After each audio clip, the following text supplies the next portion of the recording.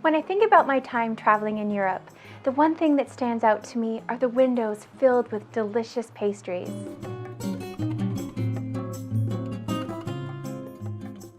This Tomato Onion Gruyere Tart is incredible, and you won't want to share it.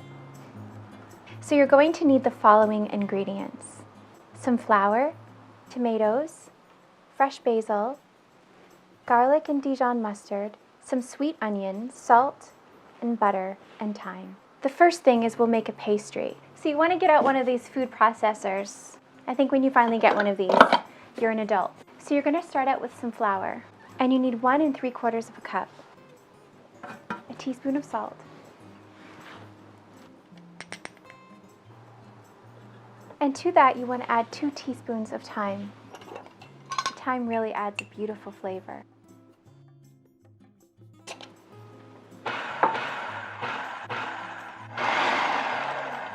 Just a few times is enough. Now add 6 ounces of butter. Make sure your butter is cold. You'll be so proud of yourself when you make this pastry. So just pulse the butter into the flour, probably about 15 times. Not too much though, until you see a course meal. Course meal, I don't know what course meal is. The flour is coming out. Okay. So this is what you're looking for. I like how the little specks of thyme look. You need 1 egg yolk. Just let that little egg yolk fall into your hands. It's like a sun. To the egg yolk, you want to add 2 tablespoons of ice cold water. I like to put ice cubes in the water. It's like a little, like a fairy whisk. So tiny. Just want to whisk those together. So you want to start off on low. And you're just looking for it to incorporate a ball of dough.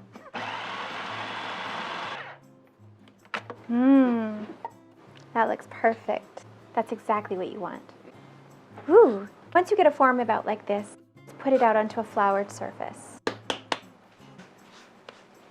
And this is my grandmother's rolling pin, and I feel so honored to use it. I think she did a lot of banging with it because there's like little divots. You want to roll it just into a small disc. Now put this in some plastic wrap.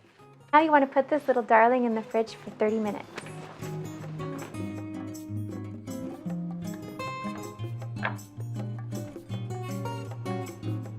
I'm using a Vidalia onion because it's so nice and sweet, so you'll need about 1 medium size, like the size of a baseball. Oh, baseball. I was terrible at baseball. Whenever they did the lineup, I was praying they wouldn't pick me, and they didn't.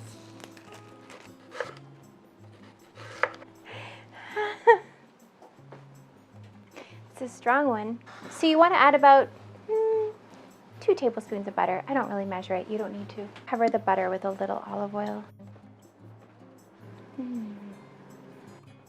And now we want to caramelize these little darlings. Put a little black pepper. It's going to let these cook down for about 15 to 20 minutes. When these onions are about halfway done, I like to add a tablespoon of balsamic glaze. It's so delicious. It'll make them nice and sweet when they caramelize. It's like molasses.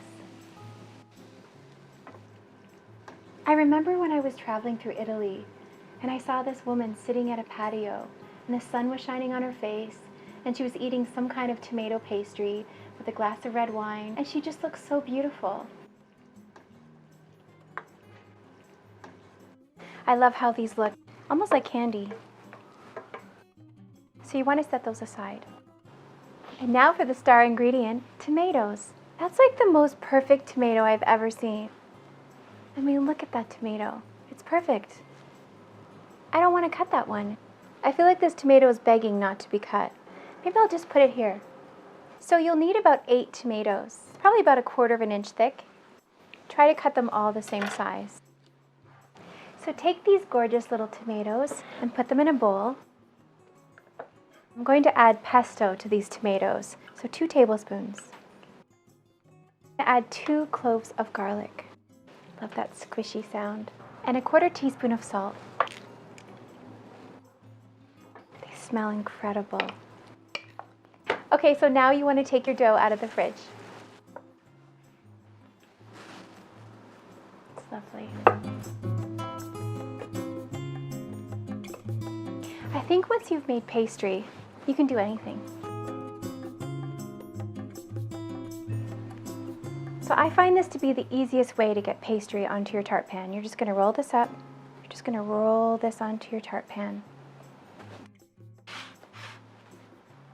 And don't worry about these pieces that break off. I like to use my hand.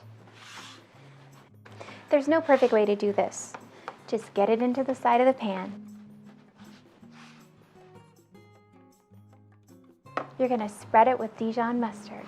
You want to be quite generous with this. Just put a nice thick layer on the bottom.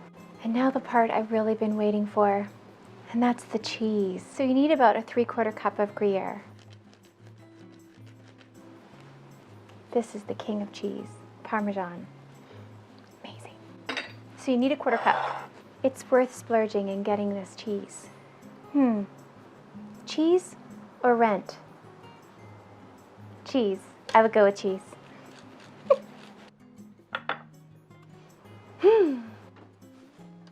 Sprinkle a layer of cheese on the bottom of your tart. And by a little, I mean a lot.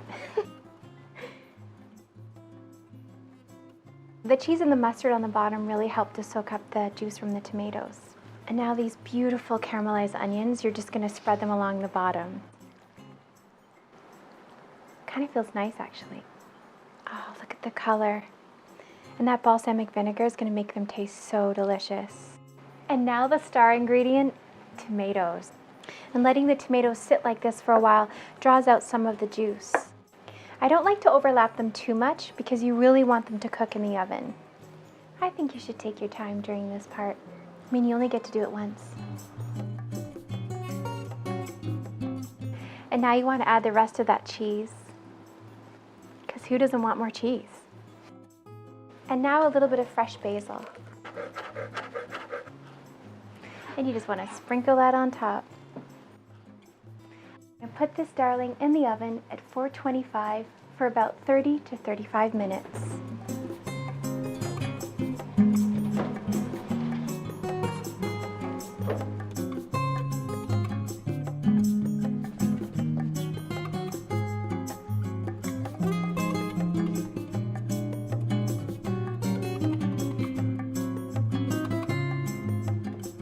Did you know that during the early days in Europe, tomatoes were known as the love apple?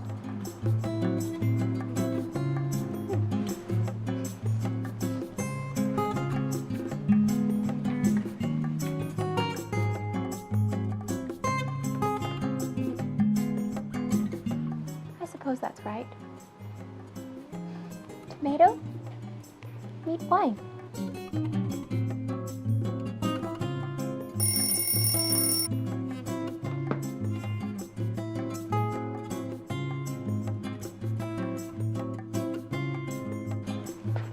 This smells so amazing. The sad thing is I have to wait for it to cool down. So while it's still hot, I like to add a few sprigs of fresh basil.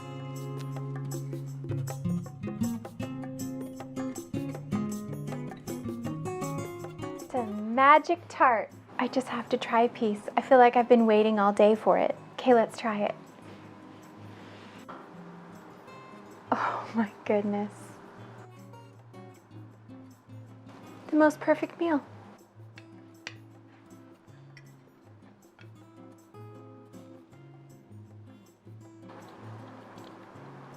It's really good. The crust is so lovely and crispy, and that balsamic vinegar glaze, it's incredible. I think it's best served room temperature, but who can wait? Sometimes you just need a tart. Have a great day, everyone. Bye.